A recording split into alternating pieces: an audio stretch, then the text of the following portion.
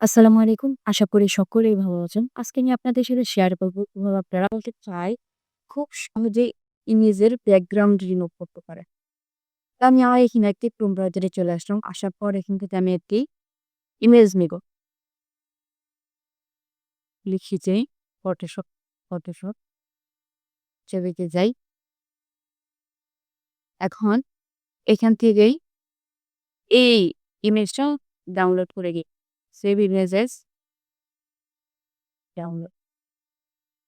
এখন এই ইমেজটার মধ্যে যে ব্যাকগ্রাউন্ডটা আছে, এই ব্যাকগ্রাউন্ডটা কিভাবে আমরা রিমুভ করব?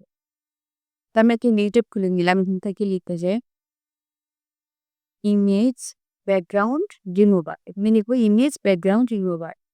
এন্টার করব। এন্টার করার পরে যে প্রথমে একটি সাইট চলে আসছে রিমুভ ব্যাকগ্রাউন্ড ফ্রম ইমেজ এখানে ক্লিক করবেন।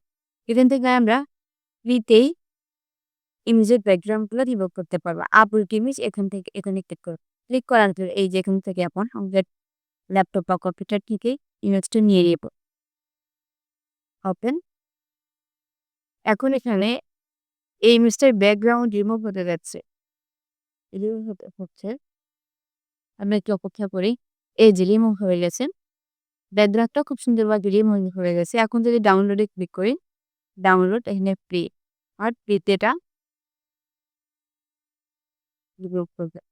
তো এই যে ডাউনলোড হয়ে গেছে ইমেজটা। এখন আমি যদি আপনাদের ওপেন করে দেখাই।